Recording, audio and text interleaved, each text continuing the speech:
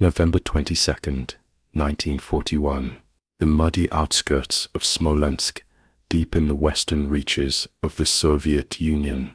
A biting wind whipped across the shattered plains, carrying the acrid smell of smoke from burned villages and the metallic tang of torn machinery.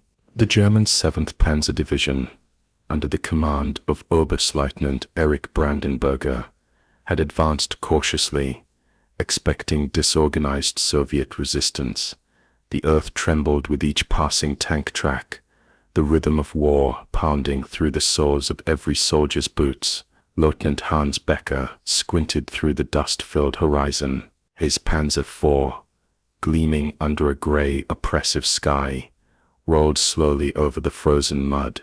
Behind him, a column of Panzers clanked and groaned, their engines struggling in the harsh winter.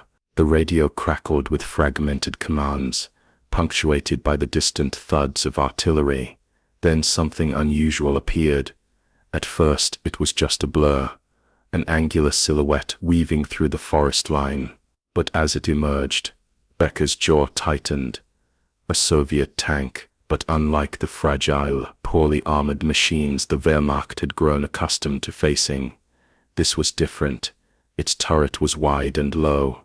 The hull sloped sharply, a crude geometry that somehow radiated both menace and ingenuity. The T-34, as the Red Army soldiers shouted its designation, rolled forward with a speed that seemed impossible for its size.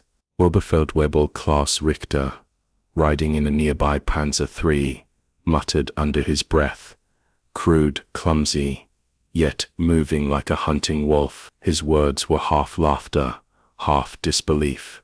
The German engineers back in Berlin had dismissed the T-34's design as backward, thick tracks, a high-profile turret, and simplified suspension.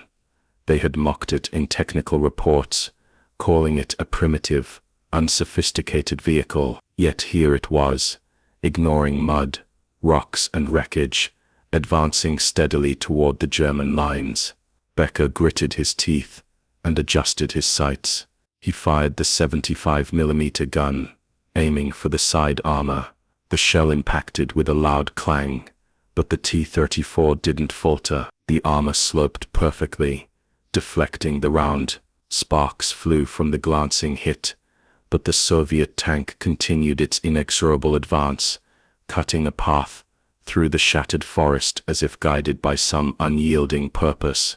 Around him, German crews exchanged nervous glances. Hauptmann Weber shouted over the comms, "Target not stopping. Concentrate fire." Machine guns rattled from supporting infantry. Anti-tank rifles cracked from the tree line.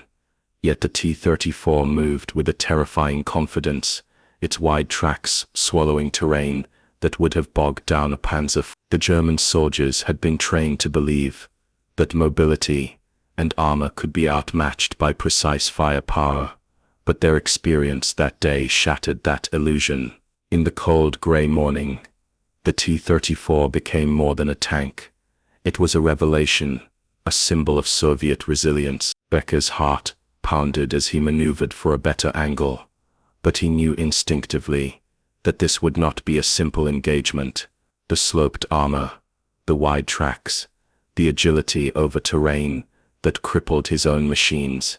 This was no ordinary enemy. The crude design, mocked by German engineers in technical manuals, now mocked them on the battlefield itself. And as the distant sound of more T-34s joining the fray echoed across the plain, the men of the 7th Panzer Division realized that the war on the Eastern Front was entering a new, terrifying phase.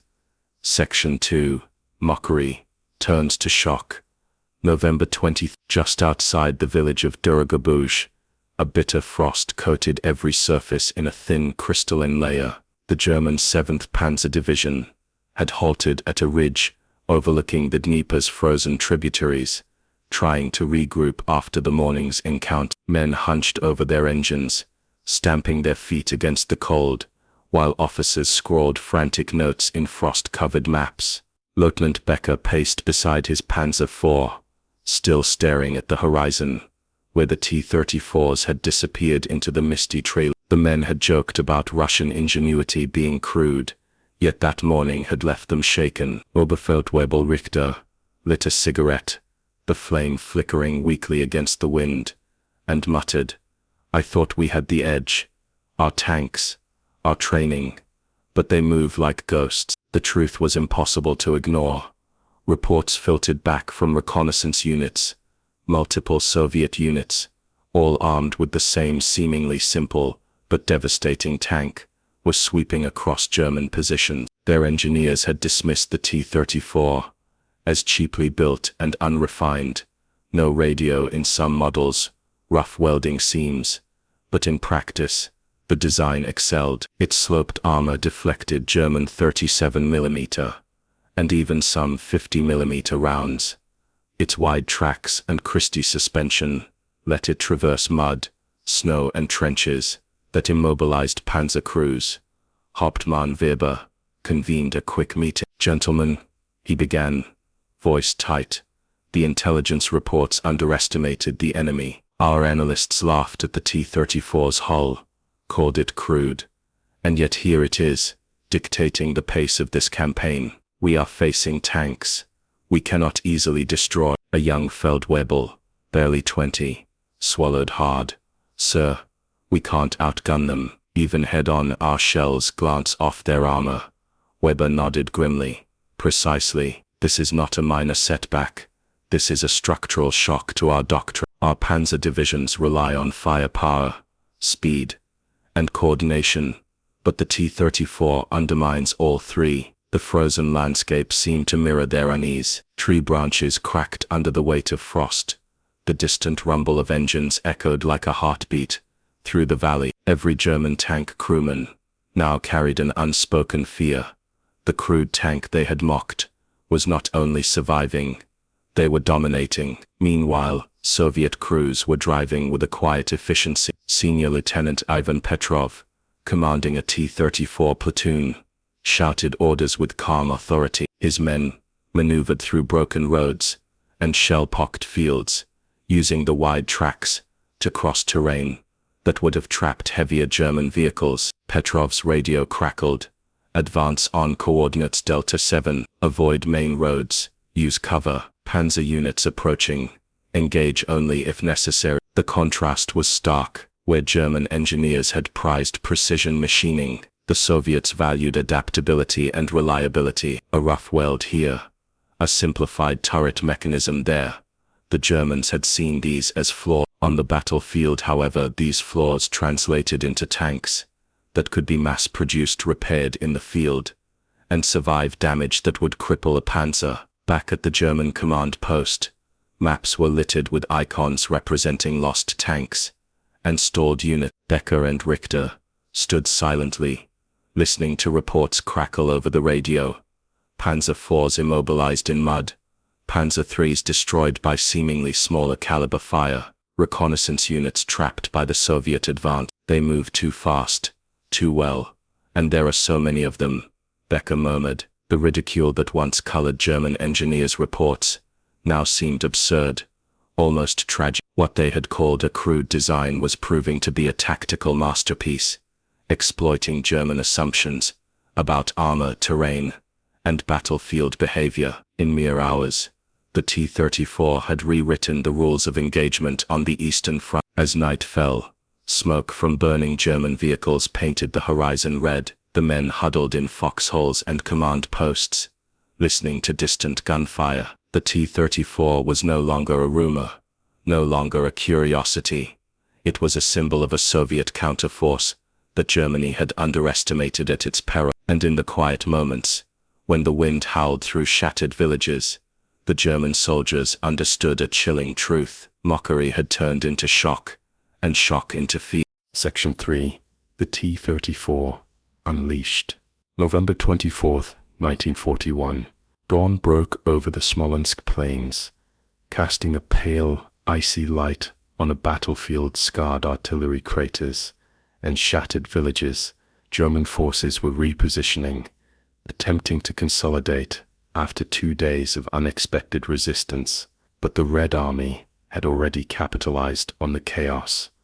The T-34's, now appearing in larger numbers, moved with a confidence that bordered on audacity. Oberstleutnant Brandenberger's command vehicle shuddered as it skirted a shell crater. Maps lay scattered across the dashboard, marked with hastily scrawled red lines, denoting enemy positions. His adjutant, Lieutenant Friedrich Lang, pointed to the reports coming in from forward units. "Sir, another platoon of T-34's has cut off the supply route near Village. They are bypassing our artillery positions entirely."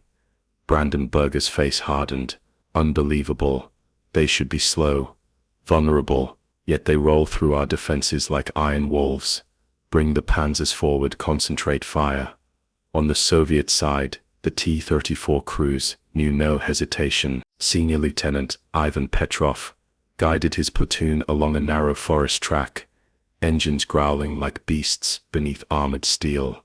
Sergeant Mikhailov, riding in the lead tank, adjusted the gun sight as a Panzer III appeared on the ridge. The Germans fired first. Sparks flew from the T-34's sloped armor, but the shot glanced off harmlessly, with a subtle tilt of the hull and a press of the accelerator. Mikhailov's T-34 was alongside the Panzer before its crew could react. A single precise shot from the 76.2 mm gun tore through the Panzer's side. The German tank erupted in fire and smoke, throwing metal shards into the frozen earth.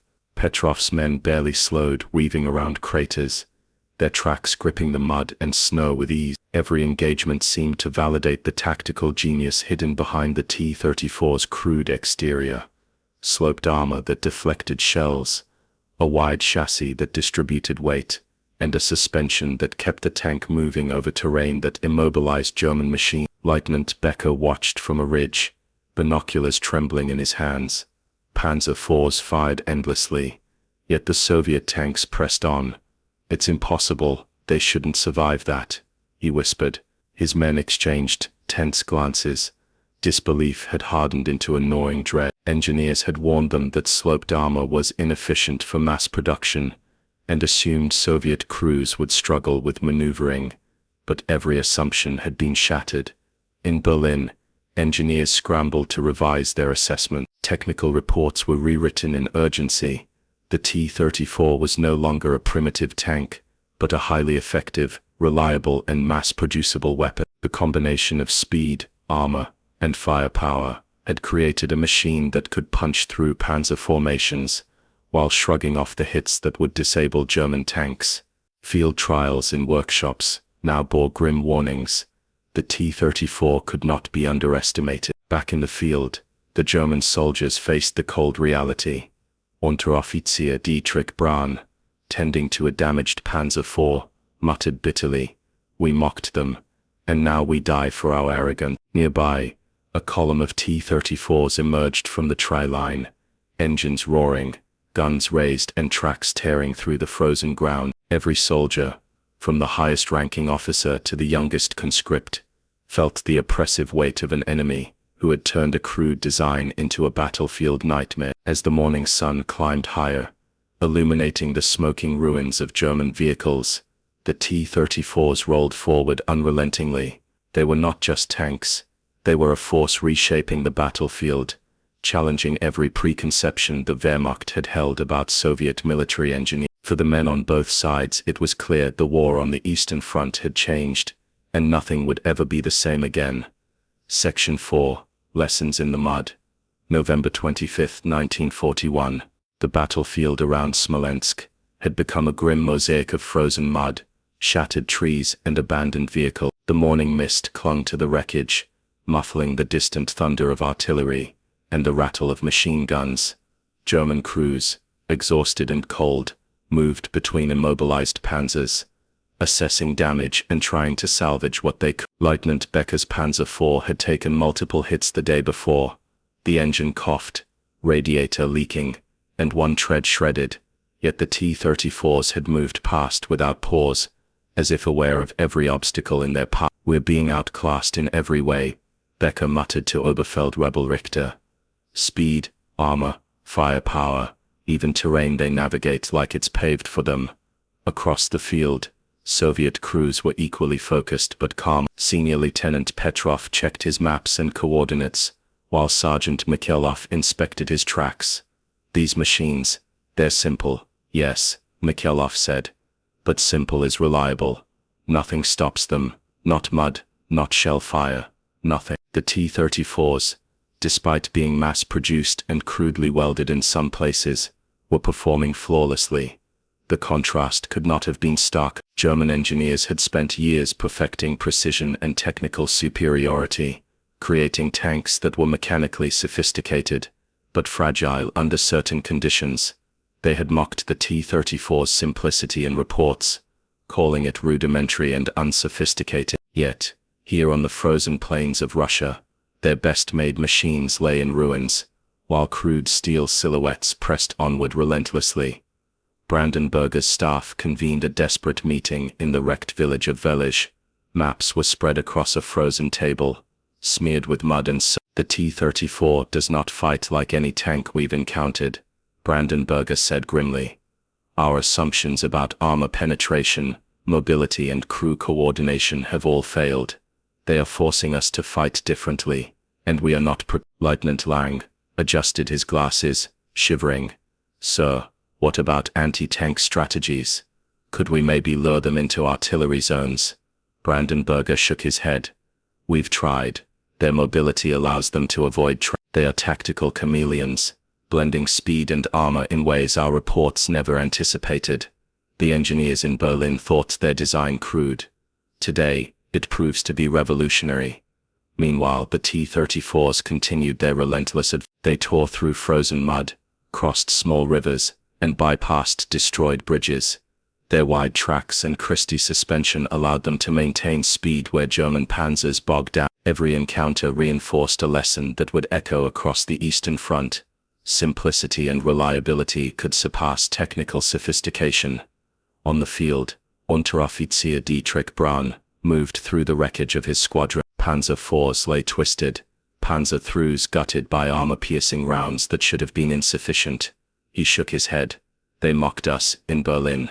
And now we're paying the bitter wind carried the distant growl of T-34 engines, a sound that had become a grim drumbeat for German forces. By nightfall, German officers gathered their remaining units, weary and anxious. The day's encounters had left little room for pride. The T-34 had proven its dominance not in theory, but in practice, moving with a certainty and efficiency that the Wehrmacht had never expected. The soldiers, cold and mud-caked, began to understand that this was not just a tank.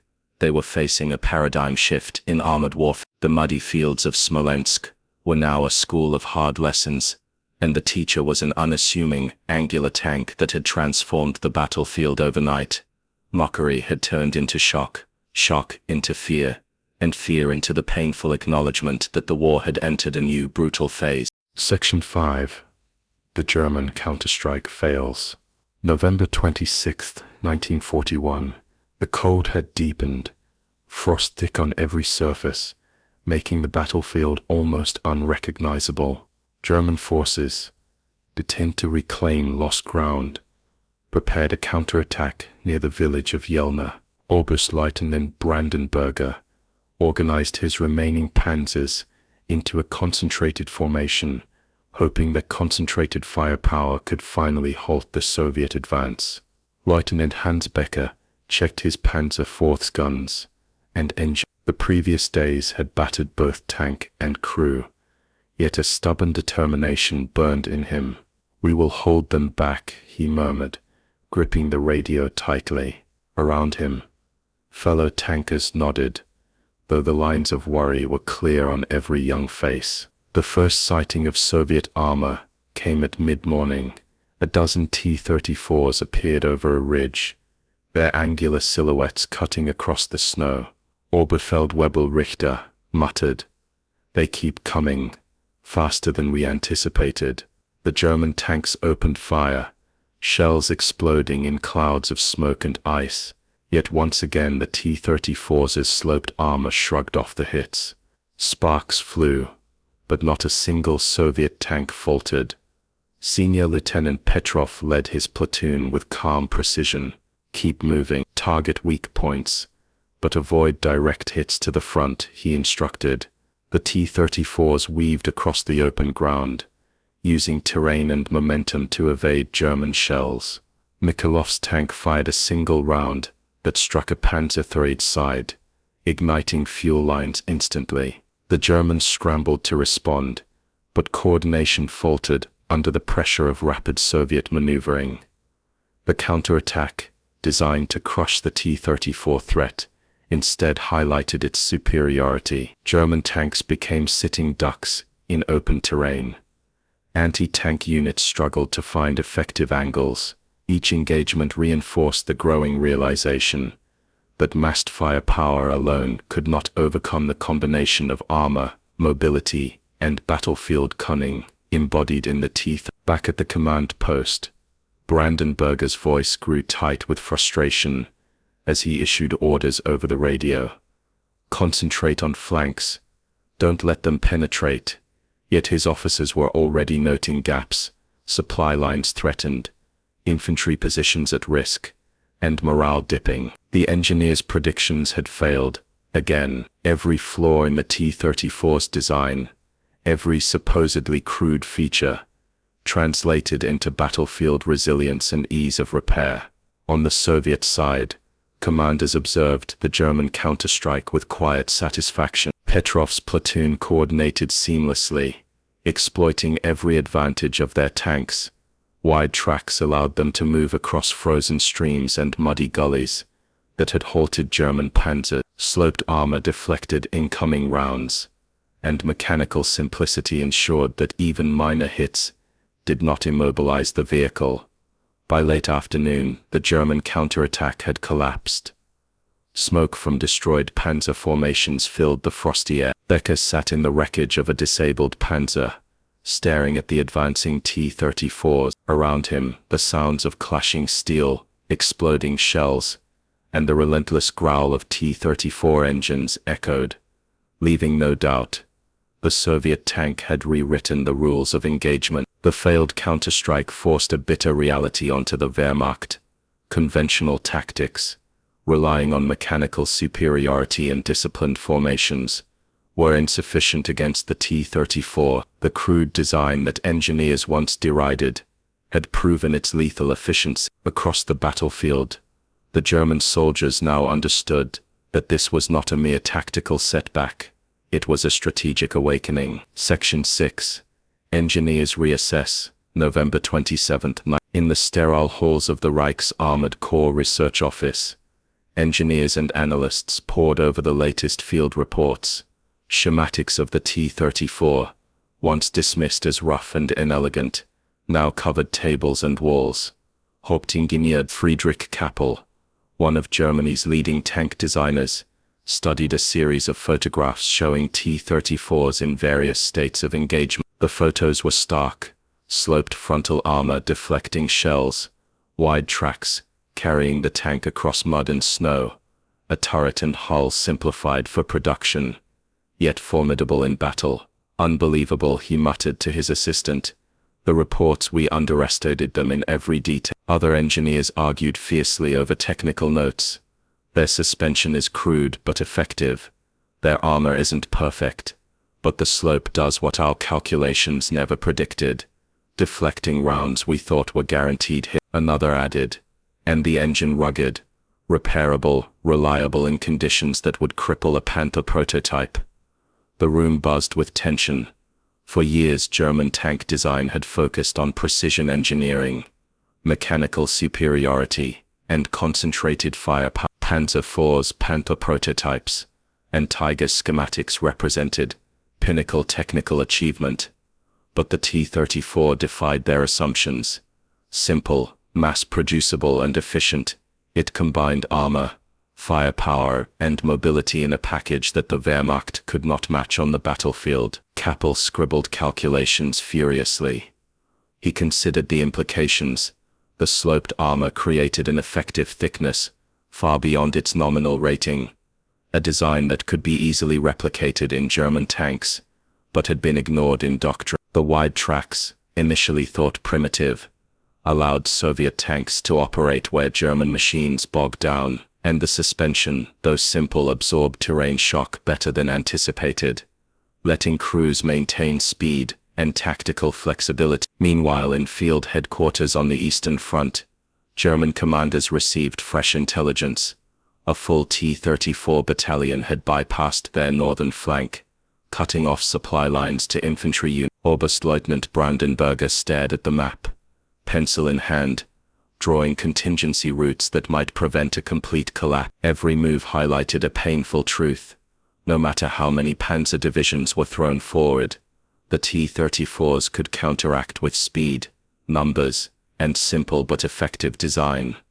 The engineers' analysis soon filtered down into new order. Panzer crews were instructed to aim for side and rear armor, concentrate artillery fire, and coordinate with infantry to offset the T-34's mobility. It was an attempt to adapt to the reality they had ignored. The T-34 was no longer crude or primitive. It was a battlefield innovator, a design whose elegance lay not in sophistication but in functional superiority. On the front, Becker and his comrades noticed subtle changes in German tactics. Tanks maneuvered to cover each other's flanks. Artillery was more aggressively deployed. Reconnaissance units scouted ahead with renewed intensity. Yet despite the adjustments, the T-34's continued to dominate, their crews executing maneuvers that German soldiers could only struggle to match. In Berlin, Dr. Kappel leaned back from the table, rubbing his temples. We laughed at their design, mocked it in every report, and now the consequences are here. Around him, assistants nodded grimly. The war in the East was no longer a simple contest of technical superiority. It was a confrontation between ideology and ingenuity, between precision engineering and battlefield practicality. And in that confrontation, the T-34 had proven its lethal worth. Section 7. The Turning Tide. November 28, 1941. The frost-bitten fields outside Smolensk were eerily silent at dawn, a deceptive calm hanging over the battlefield. German units, battered and weary, had begun to recognize a terrifying pattern. The T-34's did not merely fight, they dictated the tempo of combat. Orders came down from command with a desperate urgency, but every plan seemed to run into the same reality. The Soviet tanks could simply outmaneuver, outlast, and outgun them in unexpected ways.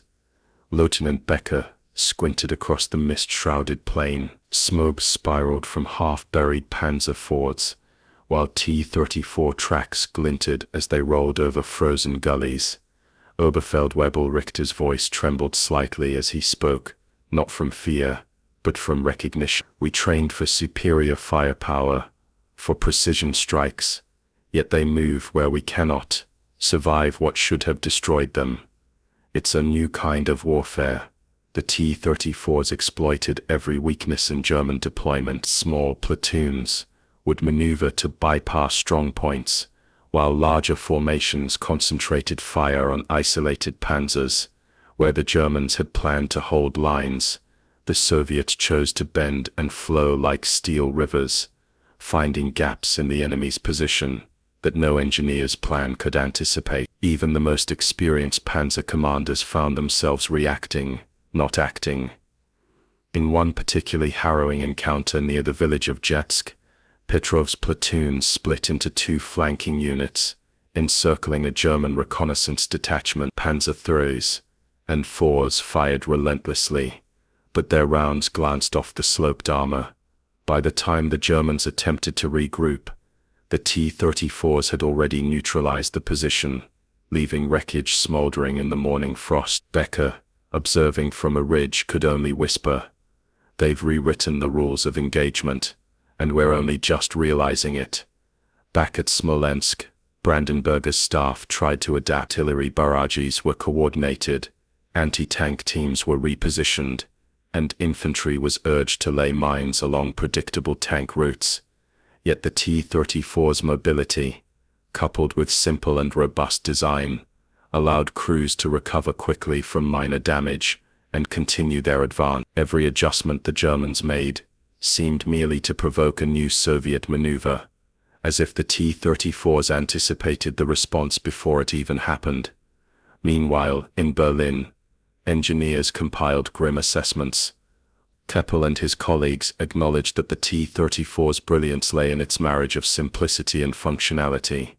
Sloped armor that increased effective protection, a wide and rugged track system capable of traversing difficult terrain, a reliable engine and suspension designed for harsh conditions, and a 76.2mm gun capable of challenging German armor at medium range.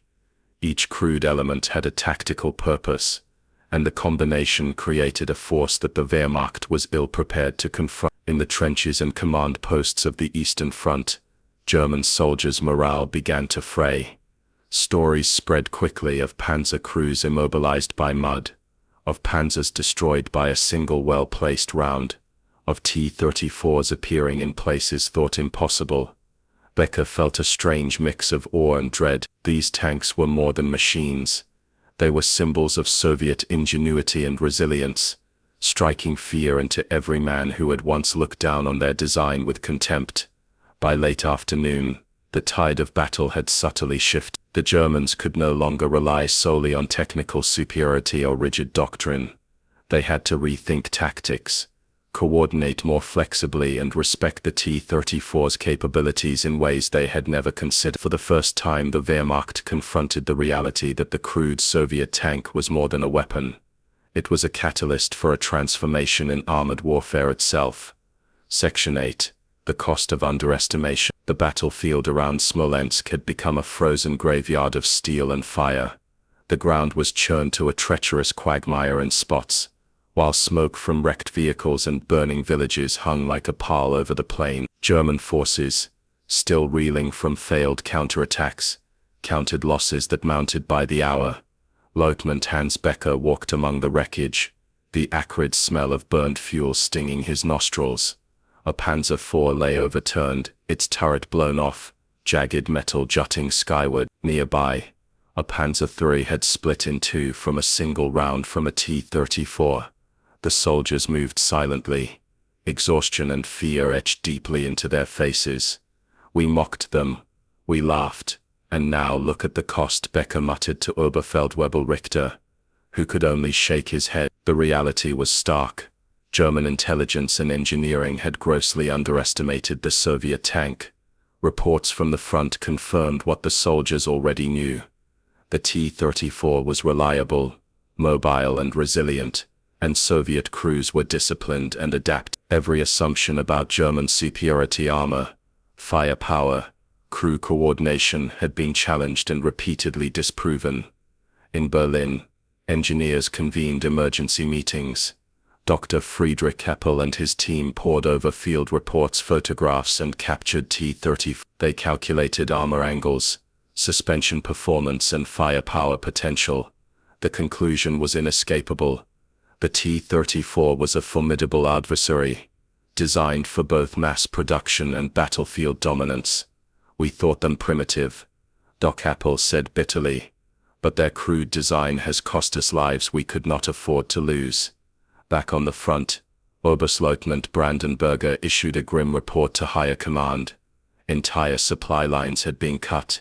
Panzer divisions were immobilized and morale was faltering. The Wehrmacht was learning the hard way that underestimating the enemy carried lethal consequences. Field manuals had once described the T-34 as rudimentary, but the men on the ground now knew it as a nightmare that could roll over their positions with deadly efficiency. Amid the chaos, the Red Army pressed its advantage. Senior Lieutenant Ivan Petrov led his T-34 platoon across frozen terrain, evading German counterattacks while destroying isolated tanks and supply convoys. Each engagement reinforced a painful lesson. The T-34's strength lay not only in its design but in the philosophy behind it. Simplicity, durability, and tactical flexibility had turned a crude machine into an instrument of devastating effectiveness. By nightfall, the battlefield was quiet except for distant fires, and the occasional rumble of a T-34 moving through the mist. German troops huddled in trenches and behind wreckage, shivering in the cold, realizing that the war on the Eastern Front had shifted irreversibly. Mockery had turned to shock, shock to fear, and fear now demanded adaptation. To survive, the Wehrmacht would need to rethink everything it had assumed about tank warfare. The cost of underestimation was clear. Thousands of lost lives, dozens of destroyed tanks, and a profound lesson that would echo through German ranks for the rest of the war. The T-34, once derided as a primitive design, had become the instrument of that lesson, a machine as relentless as the Russian winter itself. Section 9. Respect earned in steel and fire.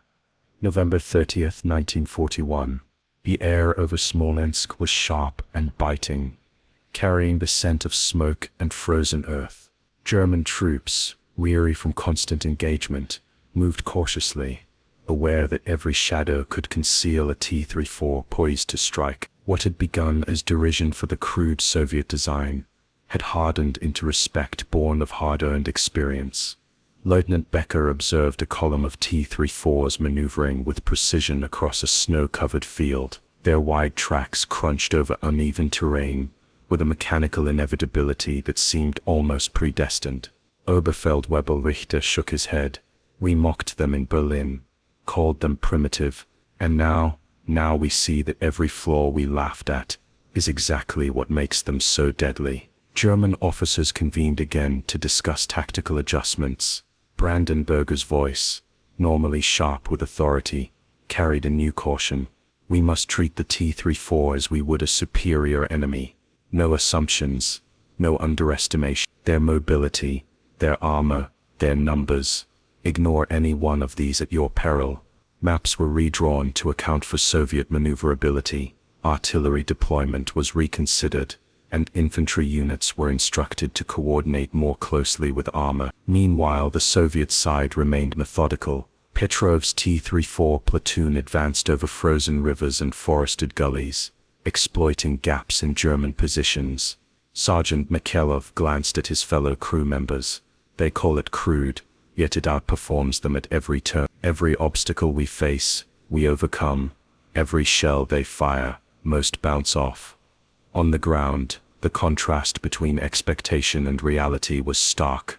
German crews had been trained to believe in technical superiority, precision gunnery, and methodical tactics. The T-34's crude engineering disrupted all of that. Sloped armor deflected shells, wide tracks allowed mobility where German Panzers became bogged, and simplicity allowed rapid repairs under fire. Each engagement left a growing understanding that battlefield effectiveness was not a matter of complexity alone.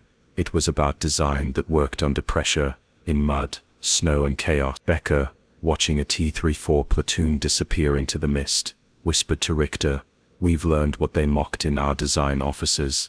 Every flaw we feared in our Panzers is their strength in the T-34.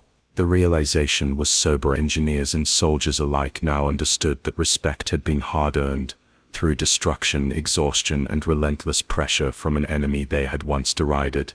By nightfall, German forces huddled in frozen foxholes, nursing wounded tanks and broken spirits. Across the battlefield, the T-34s rested lightly, engines idling, crews prepared for the next day's advance.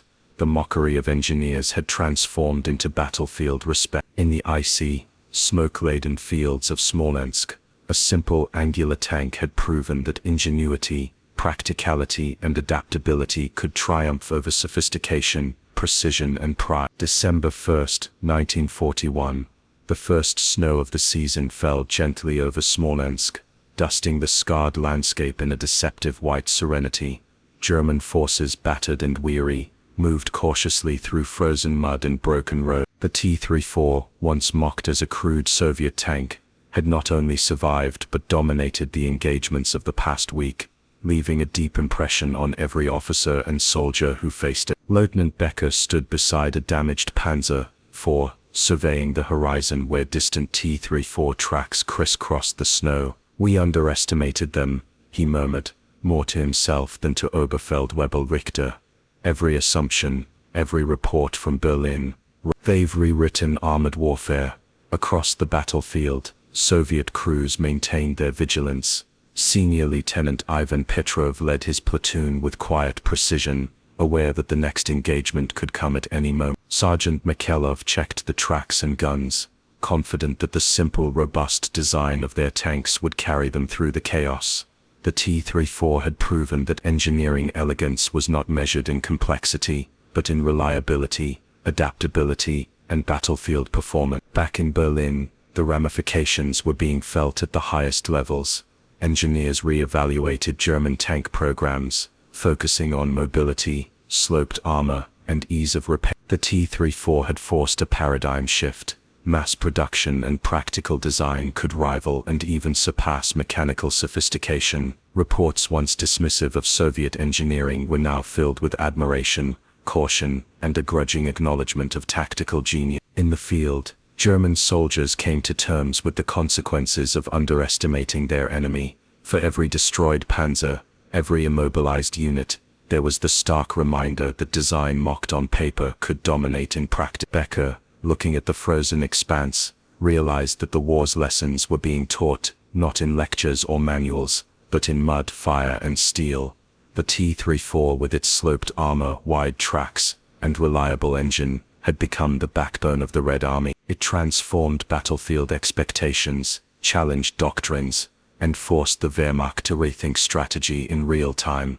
It was more than a tank, it was a symbol of resilience, ingenuity, and the deadly cost of underestimation. As the sun dipped below the horizon, painting the sky in hues of crimson and gold, the battlefield fell into an uneasy quiet. German troops huddled in frost-bitten trenches, reflecting on the week's brutal lesson. Soviet crews cleaned their guns, checked their tanks, and prepared for tomorrow's advance. The T-34, once dismissed as crude and primitive, had earned its reputation through fire, speed, and relentless determination. In the end, mockery had given way to fear, fear had given way to respect, and respect, hard won on the icy fields of Smolensk, would shape the armored battles of the Eastern Front for years to come. The T-34 had proven that true power on the battlefield was not in elegance or precision alone, but in a design that endured, adapted, and overcame, no matter the odds.